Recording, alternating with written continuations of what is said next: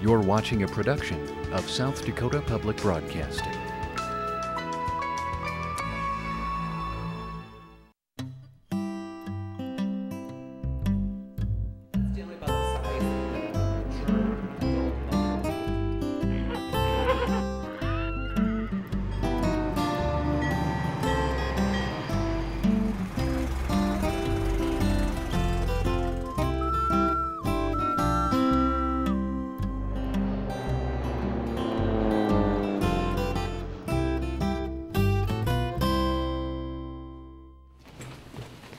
It's Monday morning. All across South Dakota, students are going to school. These kids live in Tabor, a part of the Bonham School District, where the state's first school was established in 1860. Imagine going to school just 3 months and having the rest of the year off. That's the way things happened that first school year at Bonham. But it didn't mean students had a 9-month vacation. In 1860, once spring came, just about everyone had long hours of farm chores. There wasn't enough time for school again until after harvest, late in the fall. Still, even after all that work, settlers considered school important. Long before South Dakota became a state, the first Dakota Territorial Legislature met in Yankton in 1862.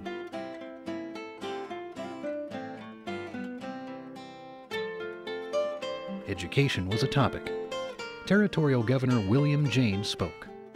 The advancement of prosperity, wealth, and power of a country is intimately associated with and dependent upon the development of the educational interest. Government set up a system of schools. Dakota children would attend beginning at age 5. These schools were controlled by citizens elected to school boards in towns and in the countryside between towns. Also in 1862, the territorial lawmakers began planning a college for older students, today's University of South Dakota at Vermilion. Dakota Territory was building on an American belief, already 200 years old in the 1860s, that all children deserved an education. If the United States was to be a land where everyone had an opportunity to become whatever they dreamed, regardless of family background, wealth, or poverty, then good schools would put those dreams within reach. Governor Jaynes and other leaders spoke of free education, meaning free to students and their families. But of course, someone had to buy books, pay for school buildings, and come up with money for teacher salaries. If lots of families with children moved to the territory, as leaders hoped, education would be a huge expense.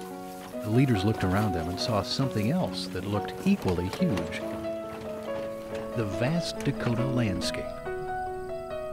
They decided to tax farmers and others based on how much land they owned, and use that money for schools.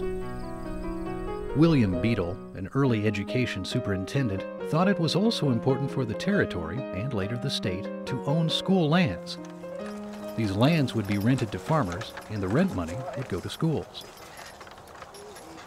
The bottom line was, for schools to have enough funding, farmers and ranchers and other landowners had to make money. That's been a problem at times, when weather devastated agriculture, or when lots of farmers and ranchers left the land.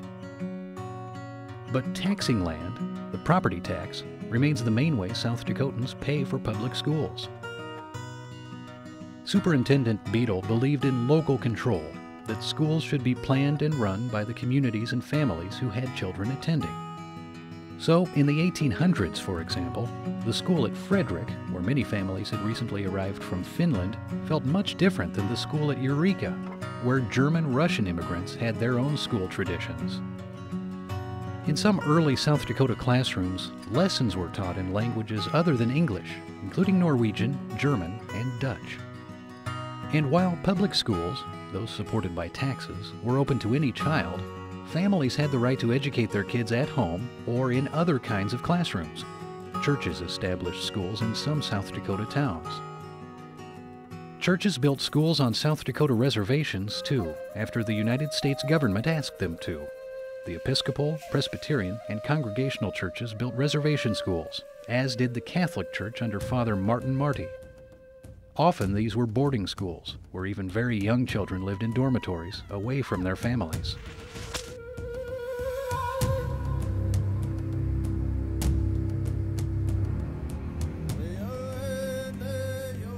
While many good teachers came to reservations and worked hard to help students, it's true that lots of reservation school leaders felt American Indian people needed to forget their traditional ways.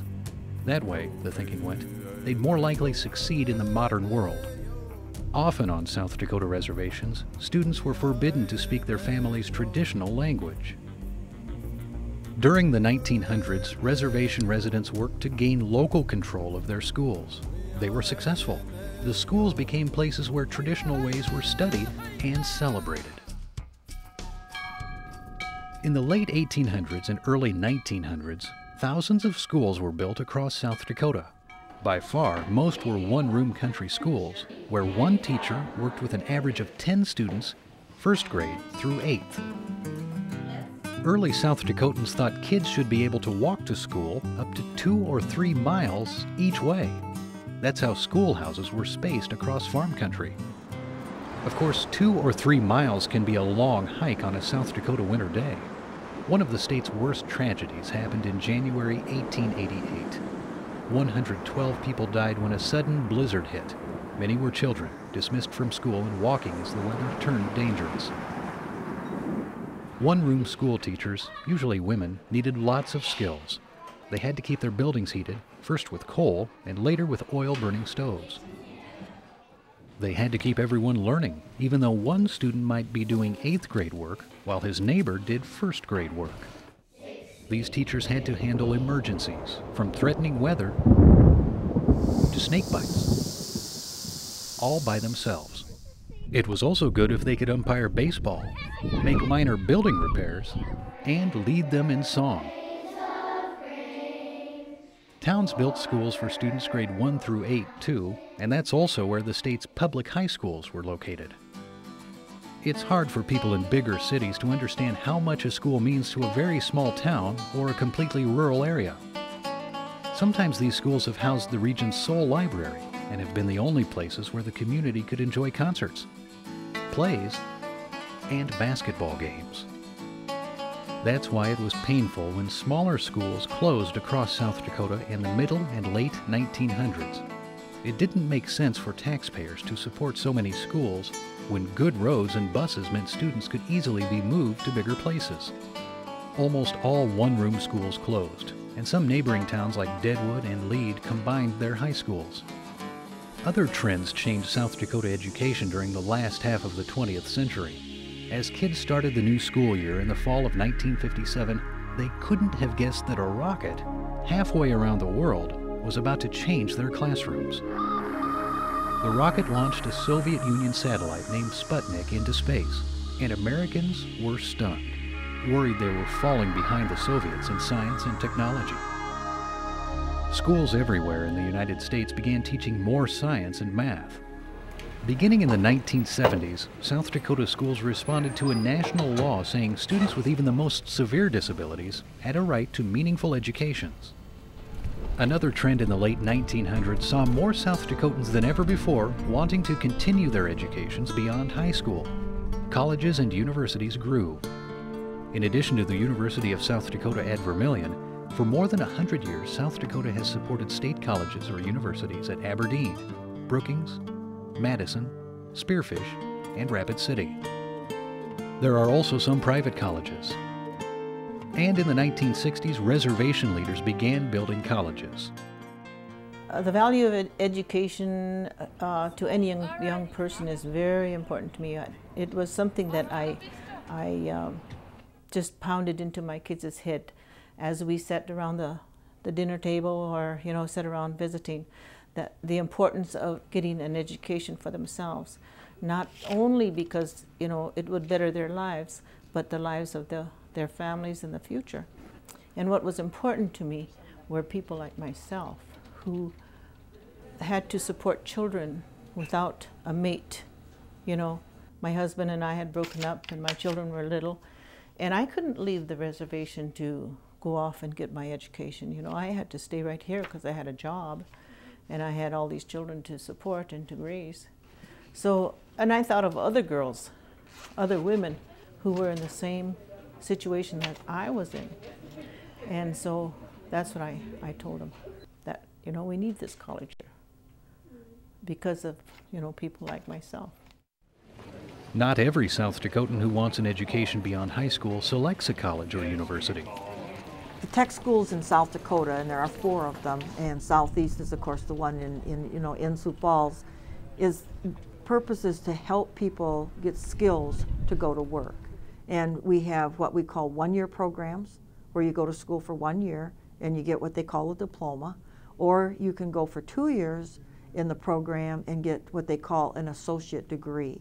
So you can get a 1-year or a 2-year degree. Then we have some programs here where you don't earn degrees, you get a certificate because you have to do really well on a test or really well on a performance, like in welding. You could come take our class, and then they have you actually take the test by showing how you weld, and then you get a certificate. And if you get that certificate, many times it means that you can get a higher pay, you know, in the positions that you go into. So we have a lot of different programs. We have 43 different programs at Southeast that students can participate in. This year our youngest student is 16 years old, working on his GED, and our oldest student was 67 years old. We have a real nice mix. And so that's what makes it really interesting to be here, is to see that diverse group of people that we have. Often, South Dakota education has reflected what political leaders believe.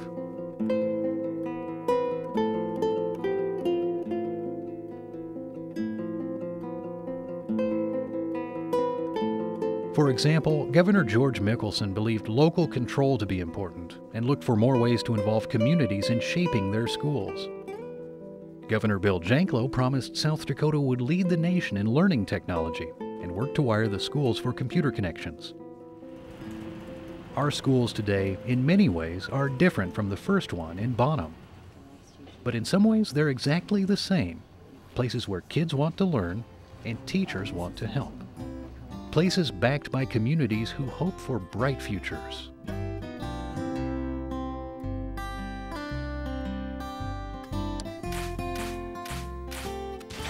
For additional information, a teacher's guide, games, quizzes, and more, log on to dakotapathways.org.